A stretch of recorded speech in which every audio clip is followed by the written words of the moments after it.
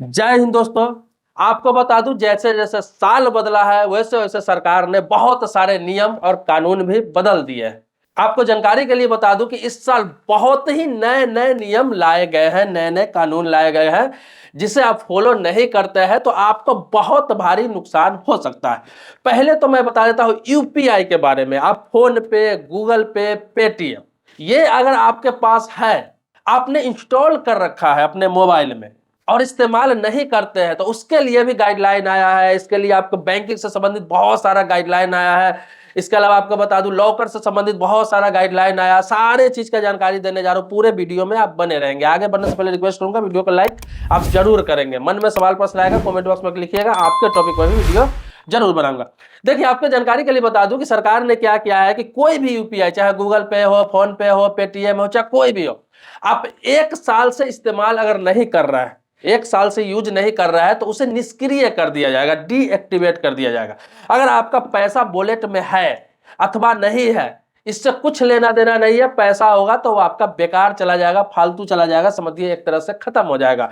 तो ये नया नियम आया है कि 1 साल तक आप इस्तेमाल नहीं कर रहा है तो उसे सरकार निष्क्रिय करने जा रही है। इसका हालांकि फाइनल डेट 31 दिसंबर 2023 तक का ही था, लेकिन अभी भी इसका थोड़ा सा डेट बढ़ाया गया है, अभी लास्ट टाइम बताया नहीं गया है। तो आपका अगर निष्क्रिय है तो आप उसे उपयोग करते रहिए ताकि आपका एक्टिवेट हो जाए। एक बार भी उपयोग जरूर आप उसे कर ले, यूपीआई अगर आपके मोबाइल में है, इस्तेमाल नहीं कर रहे हैं तो। इसके अलावा बीमा कंपनियों के लिए, इंश्योरेंस कंपनियों के लिए नया गाइडलाइन आया है कि आप किसी भी प्रकार का कोई बीमा खरीद रहे हैं, चाहे वो हेल्थ इंश्योरेंस हो, लाइफ इंश्योरेंस हो, इसके अलावा एक्सीडेंटल इंश्योरेंस हो, टर्म इंश्योरेंस हो, कोई भी इंश्योरेंस आप ले रहे हैं, पॉलिसी ले रहे हैं, तो पहले क्या था कि एजेंट आपके पास आता था, एडवाइजर आपके पास आता था और कहता क्या था कि आपको समझा देता था कि ये इतना इतना आपको भरना है, इतना इतना मिलेगा, आप मर जाएंगे तो इतना मिलेगा, जिंदा रहेंगे तो इतना मिलेगा, आपकी वाइफ को इतना मिलेगा, आपको बच्चे को इतना।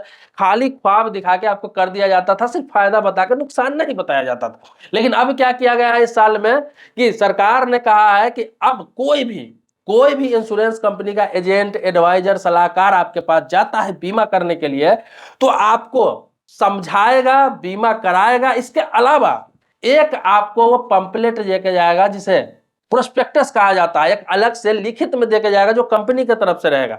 हर प्लान का अलग अलग रहेगा, जो प्लान आप कर रहे हैं उससे प्लान से संबंधित आपको प्रोस्पेक्टस एक देकर जाएगा, जिसमें सारा चीज आपके भाषा में, हिंदी में लिखा रहेगा, अंग्रेजी में लिखा रहेगा, सारा शुद्ध भाषा में लिखा रहेगा, साफ भाषा में, ताकि आप आसानी से पढ़ सके कि क्या टर्म कंडीशन है, किस टर्म कंडीशन में पैसे जब्त कर लिए जाएंगे, क्या दिक्कत आएगी तो आपको इंश्योरेंस क्लेम नहीं मिलेगा, या फिर कौन सी बीमारी पर क्लेम मिलेगा या नहीं मिलेगा, कौन एक्सीडेंटल पर आपको पैसा मिलेगा कि नहीं मिलेगा। मतलब जिस तरह का इंश्योरेंस करा रहे सारा उसमें टर्म कंडीशन 3-4 पेजों में लिखा रहेगा। वो हर एडवाइजर, एजेंट हो चाहे कंपनी का कोई भी अभिकर्ता हो, आपका बीमा करने जा रहा है तो आपको एक कॉपी जरूर देगा, उपलब्ध कराएगा, ताकि आप उसे पढ़ ले, आप उसे बढ़िया से पढ़ ले और आपको जब समझ में आ जाए हानि और लाभ दोनों, तभी आप कराएं।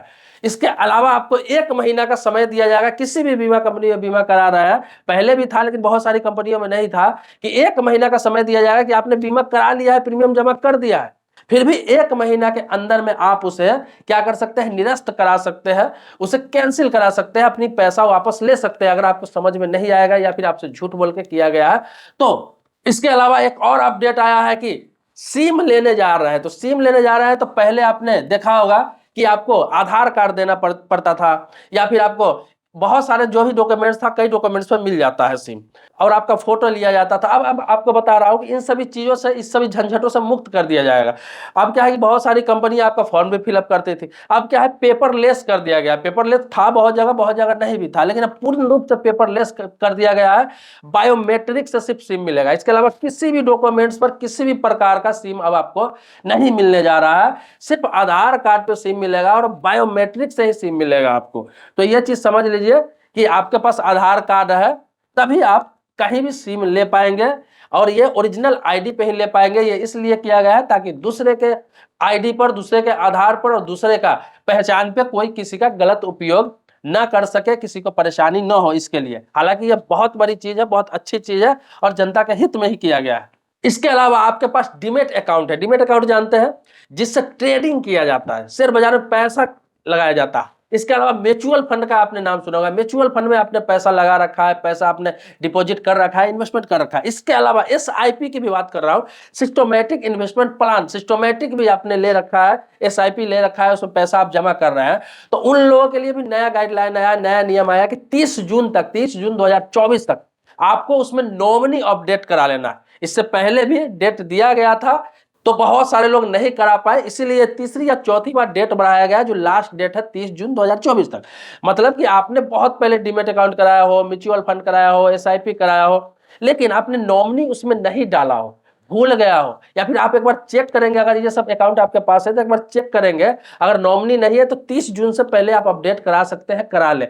अन्यथा वो पैसा तो आपको मिलेगा ही मिलेगा, लेकिन कुछ हो जाता है आपको, आप नहीं रहते हैं इस दुनिया में, खुदा न करे, ईश्वर न करे, भगवान न करे ऐसा हो जाए, तो फिर आपका नॉमिनी को पैसा वो नहीं मिलेगा, वो पैसा कंपनी जब्त कर लेगी, कोई उस पर दावा नहीं कर सकता। तो इस तरह का नियम है, तो आपको बता लो, इसीलिए नॉमिनी अपडेट करा सकते हैं 30 जून तक। दूसरा क्या है कि जिन लोगों ने नॉमिनी दे रखा है पहले से, जैसे किसी की कोई शादीशुदा नहीं, अपनी मम्मी को, पापा को, या फिर भाई को, या फिर कोई भी ब्लड रिलेशन में किसी को नॉमिनी उसने रख रखा है, तो करना क्या है कि अगर वो चेंज करना चाहता है, जैसे उसकी शादी हो गई, वो चाहता है कि अपना वाइफ को नॉमिनी बना ले, अब चेंज कर ले, या फिर बच्चे हो गए तो बच्चों को नॉमिनी में डाल दे, तो ये भी है कि 30 जून से पहले ये काम कर सकते हैं, चेंज भी कर सकते हैं, अपडेट का मतलब चेंज भी कर सकते हैं या फिर डाल भी सकते हैं, तो ये चीज आप करा सकते हैं। सरकार ने आपको बहुत बड़ा ये टाइमिंग दिया है, 6 महीने का टाइमिंग दिया है कि आप इसे चेंज करा ले, ये आपके हित में बेहतर होगा। अन्यथा बाद में किसी प्रकार का कोई कांड होता है, कुछ भी हो जाता है, नहीं रहता व्यक्ति इस दुनिया में, तो फिर नॉमिनी को बहुत परेशानी होगी, किसी प्रकार से कोई दावा करेंगे तो भी उसको क्लेम नहीं मिलेगा। इसके अलावा आपको बता दूं, आधार कार्ड अपडेट के लिए, जैसे कि डेट ऑफ बर्थ अपडेट कर रहा है, या फिर किसी प्रकार का फोटो अपडेट कर रहा है, आप उसमें मोबाइल नंबर अपडेट कर रहे हैं, कुछ भी कर रहा है, तो अभी क्या किया गया था कि कुछ महीनों से UADAI की तरफ से किया गया था कि ये फ्री ऑफ कॉस्ट था। आप ऑनलाइन अपने मोबाइल से, लैपटॉप से, या फिर कोई भी सेंटर से, कहीं से भी आप फ्री ऑफ कॉस्ट ये सब चेंज कर सकते थे, सुधार कर सकते थे, अपडेट कर सकते थे। लेकिन अब क्या कर दिया सरकार ने कि उसके लिए चार्ज कर दिया है कि आप डेट ऑफ बर्थ चेंज करते हैं, खुद से भी मोबाइल से भी कर सकते हैं, बहुत आसान प्रोसेस है, इस पर एक प्रॉपर अलग से वीडियो मैं बना दूंगा आपको।